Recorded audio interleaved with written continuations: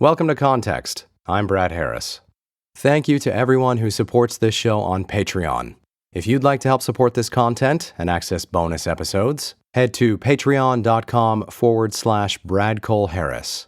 I hope you enjoy today's episode. So, we're living through a moment in history when the great political experiment that is America seems like it might actually fail. Probably not, but maybe. And perhaps at some point in the not too distant future, if today's political divisiveness persists. There's a lot that's dividing Americans right now. Lots of divisive narratives that have captivated lots of people, which I've spent a good deal of time critiquing on this show. One of those narratives that I haven't paid as much attention to, however, is the narrative of the widening political divide between urban and rural culture. Especially in the wake of the 2016 presidential election, we are told that America's city and country dwellers have become so separated that they might as well live in two different countries. We are shown maps of America featuring swaths of opposing blue and red, like opposing teams on some game of Risk, with the dense blue urban rim neatly distinguished from the rural red interior. Casual commentary creates the illusion that these pieces of our national game board could, or even should, be simply broken off of each other, with each color-coded political tribe having little to lose from abandoning the Union and much to gain from going their own way.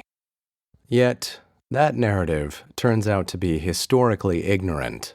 The truth is that the evolution of America's urban and rural communities has always been symbiotic.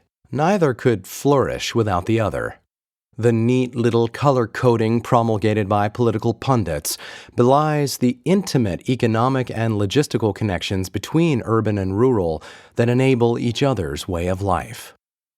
One of the best historical case studies of the symbiosis between city and countryside features the city of Chicago and the rural American West, documented by William Cronon in his award-winning book Nature's Metropolis, Chicago and the Great West, published in 1991. As William Cronon asserts, quote, "One cannot understand the growth of Chicago, in this case, without understanding its special relationship to the vast rural region lying to its west. Although the persistent rural bias of Western American history has often prevented us from acknowledging this fact, the central story of the 19th century American West is that of an expanding metropolitan economy creating ever more elaborate and intimate linkages between city and country." End quote. Better historical perspective on the myth of the division between urban and rural is valuable enough on its own given America's current political discourse, but it's also just really interesting history. The second half of the 19th century witnessed America's coming of age, along with the emergence of most of our current environmental and economic trends.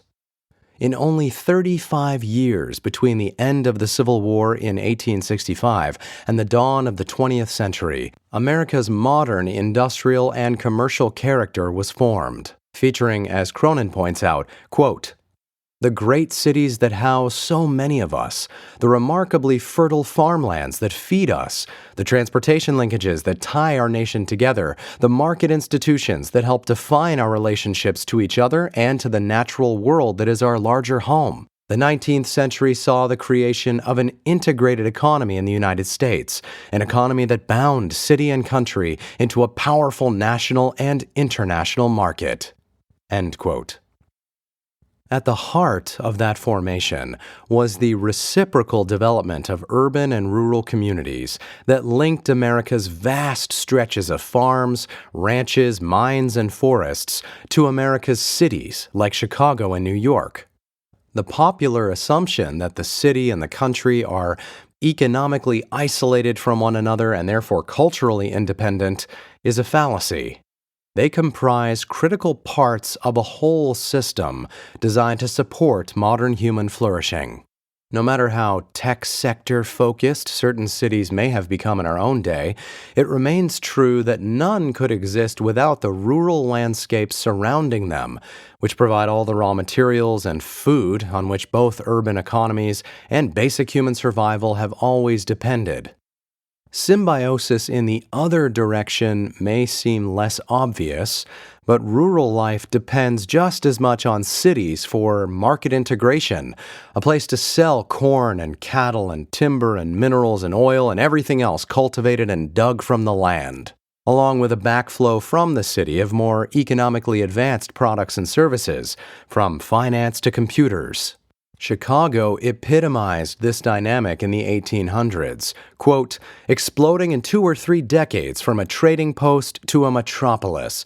Chicago was among America's proudest proofs that the United States was indeed destined for greatness. By the end of the 19th century, Chicago acquired special significance, for few other American places seemed to raise so strong a question about the city's special relationship to nature.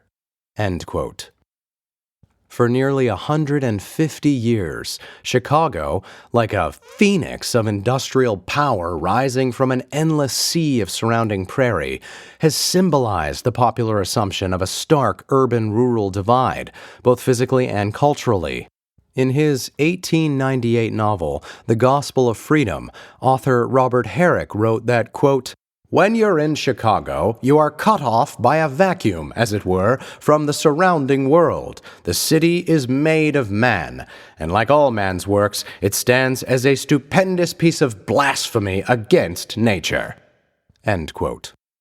As Cronon points out, this belief in the separateness of city and country is deeply embedded in the culture of Western civilization, popularized by early 19th century romantics, who in turn borrowed their ideas of pastoral idealism from ancient Greek writers like Virgil. As Chicago's stockyards and factories and apartment buildings erupted out of a landscape that was considered a backwater frontier in the mid-1800s, new arrivals to the city in the late 1800s felt themselves transported into a hyper-artificial future. The quaint ranches and orchards that speckled the surrounding plains from whence they'd come might as well have existed on another planet for these new arrivals as they emerged from their trains and ships amid Chicago's towering buildings and smokestacks. But then, as now, the urban-rural divide was all an illusion. Neither urban nor rural communities could have existed without the other, and both were equally alien to true wilderness. The rural Midwest's neat rows of corn and wheat and herds of hogs and cattle that stretched to the horizon, broken only by grids of a novel product called barbed wire fencing, were practically as artificial as the world's first 10-story skyscraper that grew out of Chicago in 1885, the famous home insurance building. Those endless square miles of carefully cultivated land and livestock that surrounded Chicago were like urban tributaries, as one 19th century commentator put it. In 1857, the Chicago Magazine reported that around 700,000 square miles of Midwestern land was already in service to the city.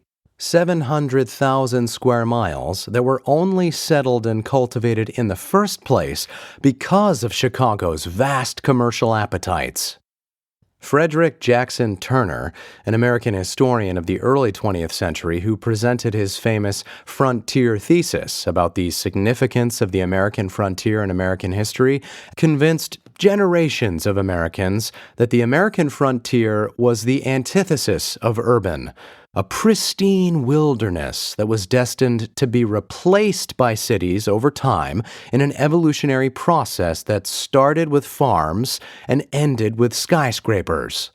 In reality, however, cities grew along with the rural countryside contemporaneously and were themselves major catalysts of rural settlement.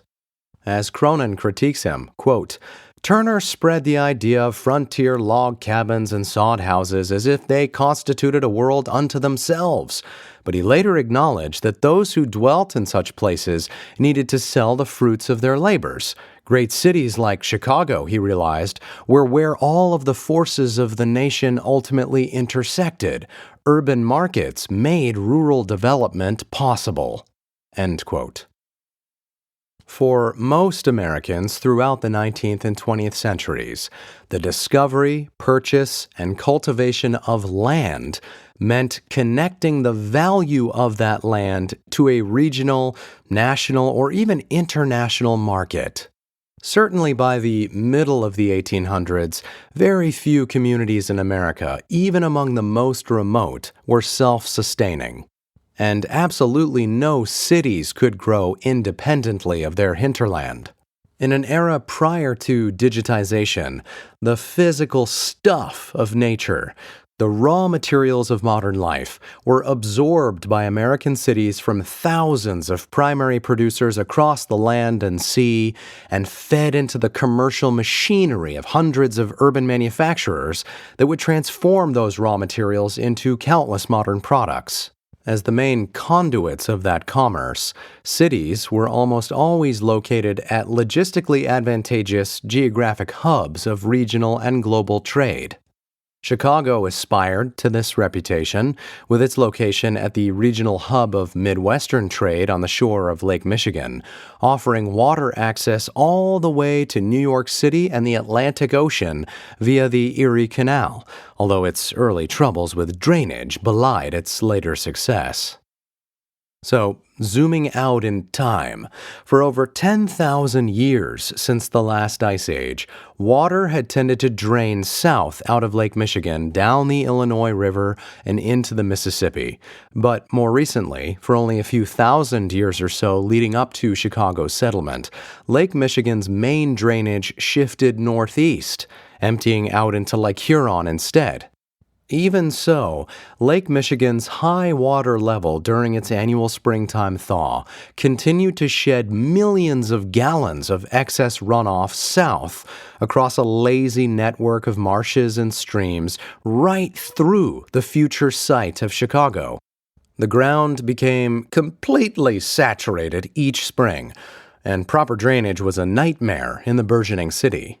A sopping mixture of mud, manure, and sewage transformed most of Chicago into a reeking quagmire every spring through the mid-1800s, despite the efforts of desperate residents to pave the streets with wooden planks.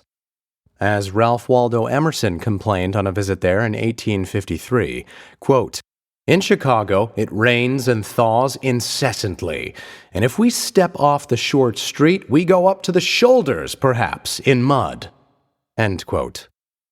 City engineers tried to dig better sewers and drainage systems for years, but the ground was so saturated with runoff from Lake Michigan that there was literally no dry place to dig. And so, Cronon writes, quote, "Chicagoans moved in the opposite direction.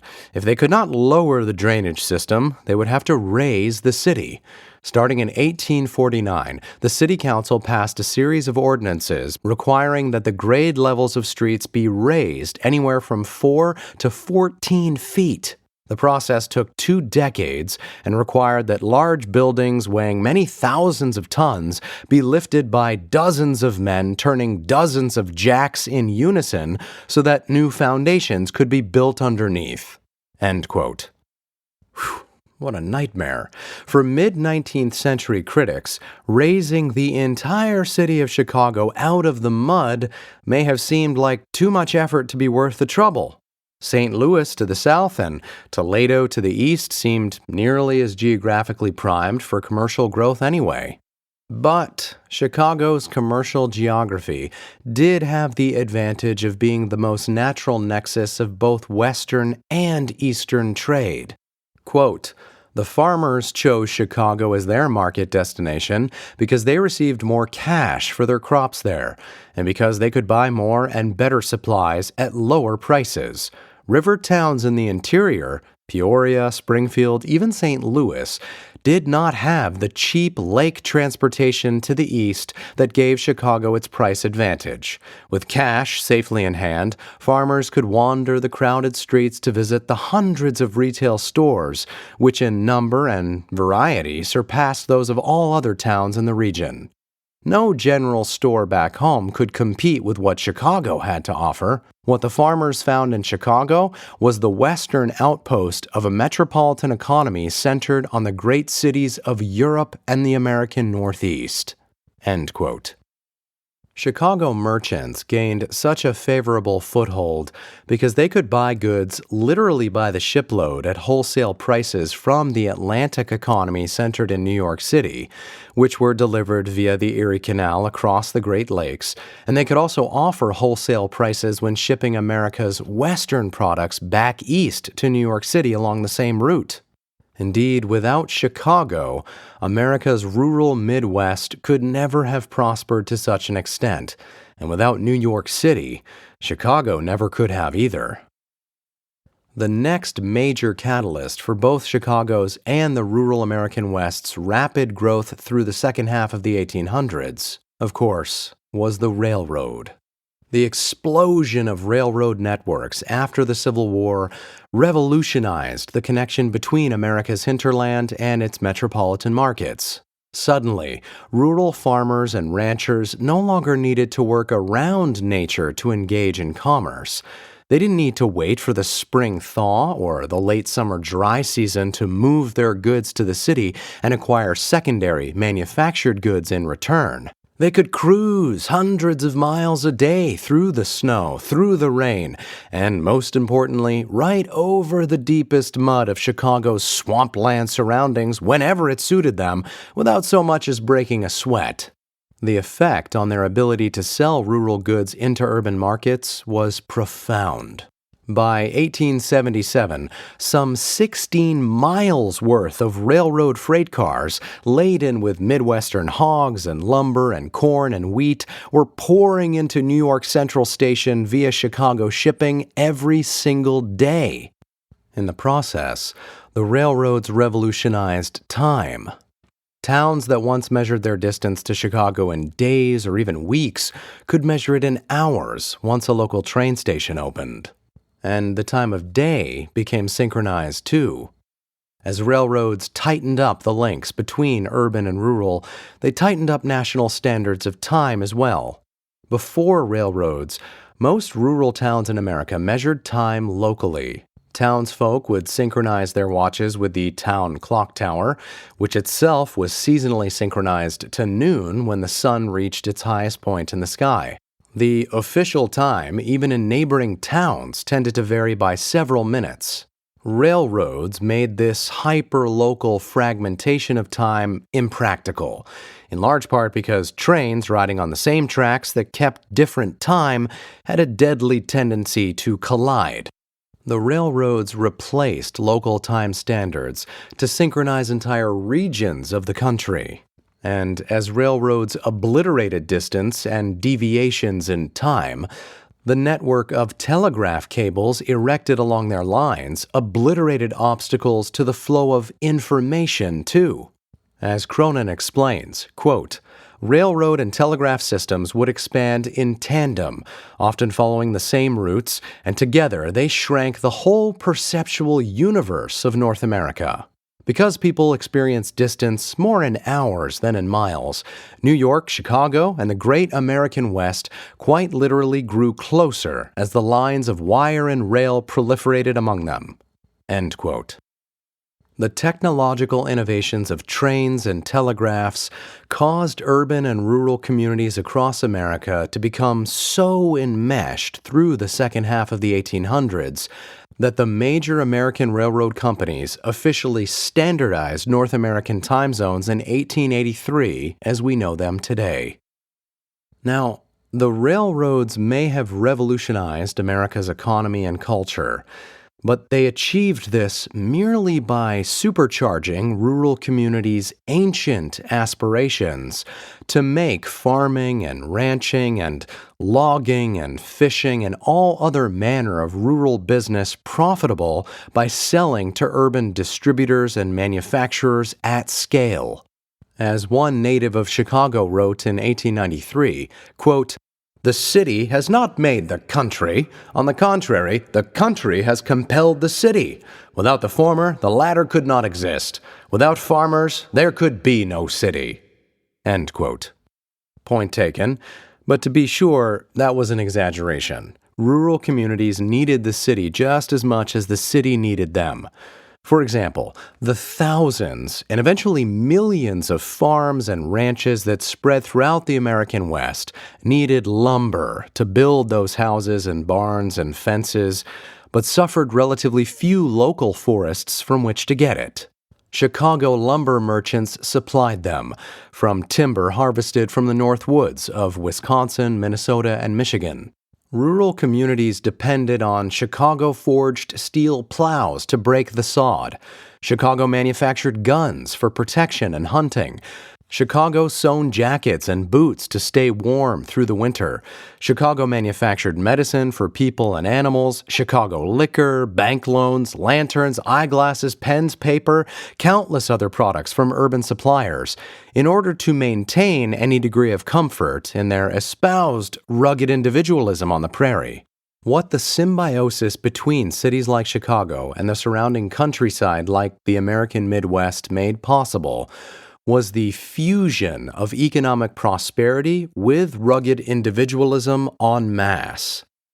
A city the size of Chicago could never have emerged out of the American prairie without millions of surrounding farms and ranches and logging communities feeding its growth, and the rugged individualism of the countryside that was so important to the mythology of America could never have scaled without cities like Chicago to commodify rural America's vast yield of raw materials. As Cronon points out, Chicago's grain elevators and mills and stockyards were where the capitalistic alchemy of transforming prairies into wheat, forests into lumber, and livestock into meat for the masses took place. Lumber provides an especially good example of this. South and west of Chicago, where millions of American farmers and ranchers settled, the dominant ecosystem was grassland. Scattered oaks and hickory groves dotted an otherwise uniform sea of prairie that spanned hundreds of thousands of square miles. North of Chicago, a very different ecosystem predominated, where seemingly endless forests of maple, hemlock, birch, and pine crowded into the shores of Lake Michigan and Lake Superior. Millions of white pines over 100 feet tall lorded over these vast forests, and they were kings of America's lumber industry too. White pine grew quickly, reaching over 50 feet tall within half a century, and could continue to grow to over 200 feet tall in as many years if left undisturbed. White pine grew straight and shed its lower branches, yielding the most uniform trunks of any tree around, 100-foot-long cylinders of wood, up to 6 feet in diameter, perfect for transporting and milling. White pine was also exceptionally soft and exceptionally strong, which made it ideal for construction. And to top it all off, white pine was uniquely light. So light, in fact, that it floated on water, unlike many of the hardwoods that grew among it. This was white pine's decisive attribute, as Cronon explains, quote, "In a northern landscape that still lacked railroads, only water could move so large and heavy an object as a saw log for any great distance. Fortunately, the North Woods featured an intricate network of lakes, rivers, and streams that flowed into Lake Michigan. With its northern end in the forests and its southern end 300 miles away in the prairie, the lake was a natural corridor between two ecosystems. At one end were prairie people desperately short of trees, at the other, forest people who had more trees than they knew what to do with." End quote. The American heartland could never have developed without tapping into this critical conduit of northern white pine. Its countless churches and schools, barns and homesteads, fences and corn cribs, saloons and courthouses could never practically have been constructed of sod. White pine went into the wagons that moved rural Americans around, the tools and machinery that helped support their livelihood, the fireplaces and wood stoves that heated their homes and cooked their meals, the forges that smelted their metal, the steam engines that powered their industrialization. As the Chicago-based magazine Northwestern Lumberman wrote in 1880, quote, "Every new settler upon the fertile prairies means one more added to the vast army of lumber consumers. One more house to be built, one more barn, one more 40 acres of land to be fenced. But it means more. It means an extension of railroad lines, with the vast consumption of lumber consequent thereupon. It means new channels of enterprise constantly opening, which add to the yearly increasing demand for lumber." End quote. The river of huge white pine trunks that gushed out of the northern forests through the middle of the 1800s to feed the heartland's growth flowed straight through Chicago, which became the largest lumber market in the world by 1850.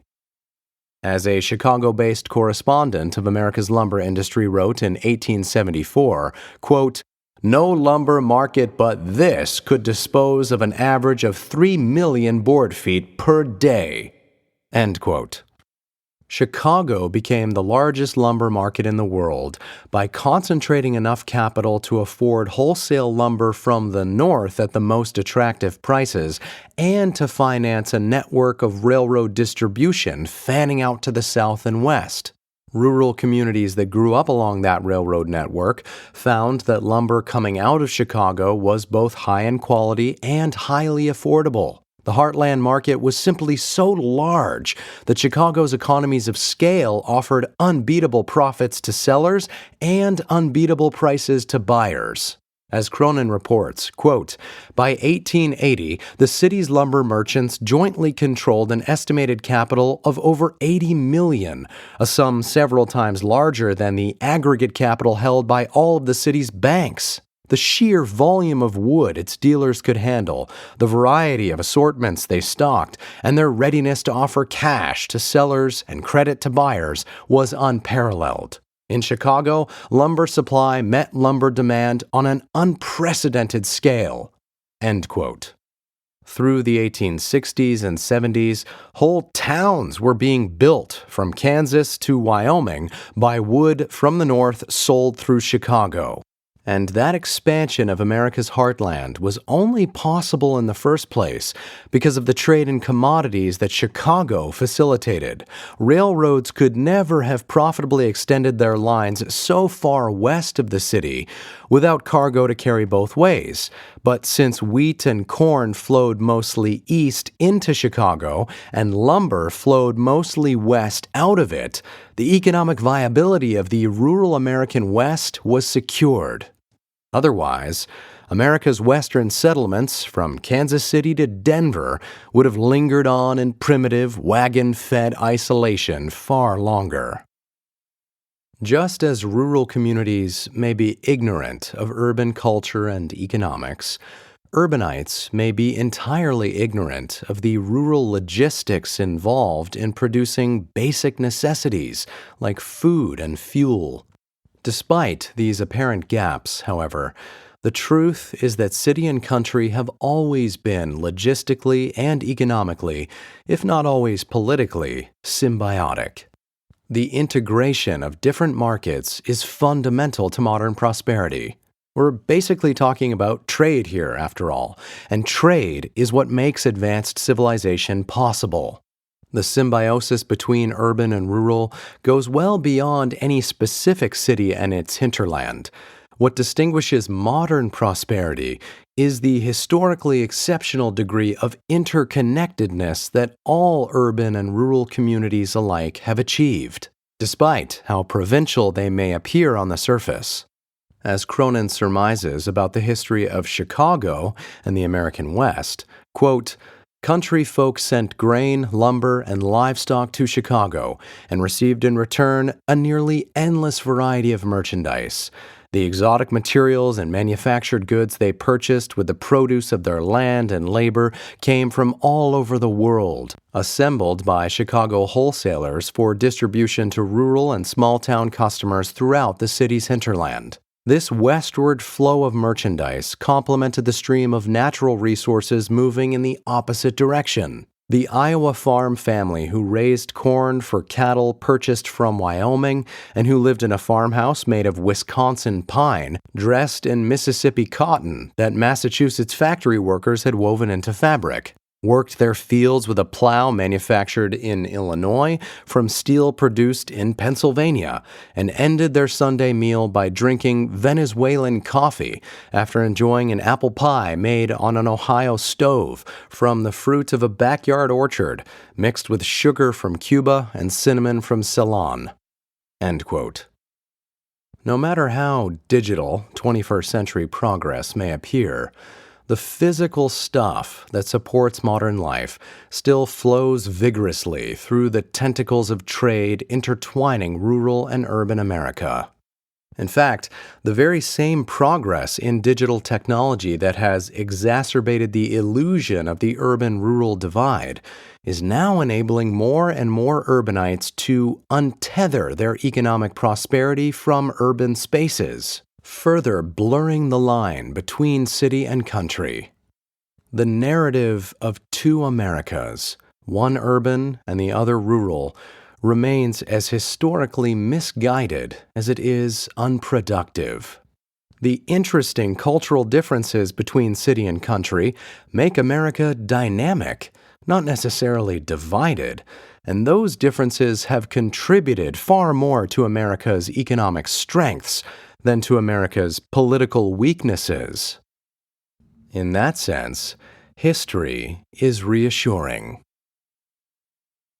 I'm Brad Harris.